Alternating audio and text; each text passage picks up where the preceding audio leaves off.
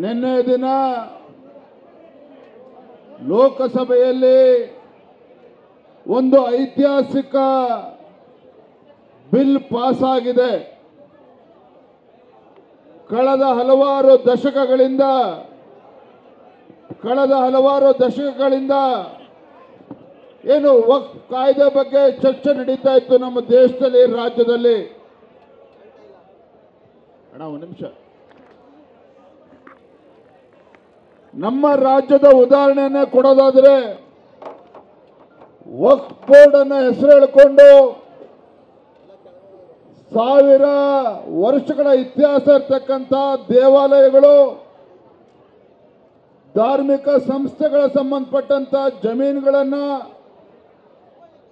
ರಾಜ್ಯದ ಲಕ್ಷ ರೈತರ ಜಮೀನುಗಳನ್ನು ಕೂಡ ಈ ವಕ್ಫ್ ಬೋರ್ಡ್ ಹೆಸರು ಹೇಳಿಕೊಂಡು ಆ ಜಮೀನುಗಳನ್ನು ಕಿತ್ಕೊಳ್ತಕ್ಕಂಥ ಕೆಲಸ ಆಗಿತ್ತು.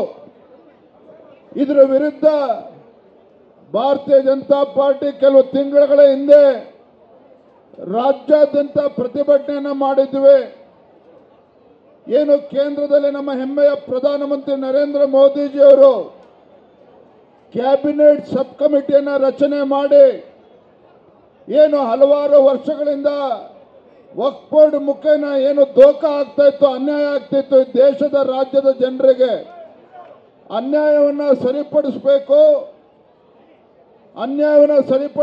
ಅಂತೇಳಿ ಕ್ಯಾಬಿನೆಟ್ ಸಬ್ ಕಮಿಟಿ ಮಾಡಿ, ಪಾರ್ಲಿಮೆಂಟರಿ ಸಬ್ ಕಮಿಟಿ ಮಾಡಿ ದೇಶಾದ್ಯಂತ ಆ ಪಾರ್ಲಿಮೆಂಟರಿ ಸಬ್ ಕಮಿಟಿ ಅಭಿಪ್ರಾಯಗಳನ್ನು ಸಂಗ್ರಹ ಮಾಡಿ ಆ ಅಭಿಪ್ರಾಯದ ಆಧಾರವಾಗಿಟ್ಟುಕೊಂಡು ಮೊನ್ನೆ ದಿನ ಪಾರ್ಲಿಮೆಂಟ್ನಲ್ಲಿ ವಕ್ಫ್ ಕಾಯ್ದೆಗೆ ತಿದ್ದುಪಡಿಯನ್ನು ತಂದಿದ್ದಾರೆ. ಆ ತಿದ್ದುಪಡಿಯನ್ನು ತಂದಂತ ಸಂದರ್ಭದಲ್ಲಿ ನಿನ್ನೆ ಪಾರ್ಲಿಮೆಂಟ್ನಲ್ಲಿ ಮಧ್ಯರಾತ್ರಿ ಆ ಒಂದು ವಕ್ಫ್ ಅಮೆಂಡ್ಮೆಂಟ್ ಬಿಲ್ ಇವತ್ತು ಲೋಕಸಭೆಯಲ್ಲಿ ಪಾಸ್ ಆಗಿದೆ. ಇದೊಂದು ಐತಿಹಾಸಿಕ ಕ್ಷಣ. ಇಡೀ ದೇಶಾದ್ಯಂತ ನಾವೆಲ್ಲರೂ ಸಹ ಪ್ರತಿಯೊಬ್ಬರು ಕೂಡ ಸಂಭ್ರಮ ಆಚರಣೆ ಮಾಡ್ತಕ್ಕಂಥ ಒಂದು ಸುಸಂದರ್ಭ. ಬಹಳ ವಿಶೇಷ ಏನಪ್ಪಾ ಅಂತ ಹೇಳಿದ್ರೆ, ನಿನ್ನೆ ಪಾರ್ಲಿಮೆಂಟ್ ಅಲ್ಲಿ ವಕ್ಫ್ ಅಮೆಂಡ್ಮೆಂಟ್ ಬಿಲ್ ಪಾಸ್ ಆದ ನಂತರದಲ್ಲಿ ಹಿಂದೂಗಳಷ್ಟೇ ಅಲ್ಲ, ಮುಸಲ್ಮಾನರು ಕೂಡ ಅದನ್ನ ಸ್ವಾಗತ ಮಾಡಿದ್ದಾರೆ. ಮೋದಿ ಅವರು ತೆಗೆದುಕೊಂಡಿರ್ತಕ್ಕಂಥ ನಿರ್ಣಯವನ್ನ ಮುಸಲ್ಮಾನರು ಕೂಡ ಅದನ್ನ ಸ್ವಾಗತ ಮಾಡಿದ್ದಾರೆ. ಹಾಗಾಗಿ ಒಂದು ಐತಿಹಾಸಿಕ ಕ್ಷಣ, ನಾವೆಲ್ಲರೂ ಸಹ ಸಂಭ್ರಮವನ್ನು ಆಚರಣೆ ಮಾಡ್ತಕ್ಕಂಥದ್ದು. ಆದ್ರೆ ಒಂದು ದುರಂತ ಅಂತ ಹೇಳಿದ್ರೆ, ಕಾಂಗ್ರೆಸ್ನವರು ಇದನ್ನು ವಿರೋಧ ಮಾಡ್ತಾ ಇದ್ದಾರೆ. ಕಾಂಗ್ರೆಸ್ ಪಕ್ಷ ಇವತ್ತು ಇದನ್ನು ವಿರೋಧ ಮಾಡ್ತಾ ಇದೆ ರಾಜ್ಯದಲ್ಲಿ, ದೇಶದಲ್ಲಿ.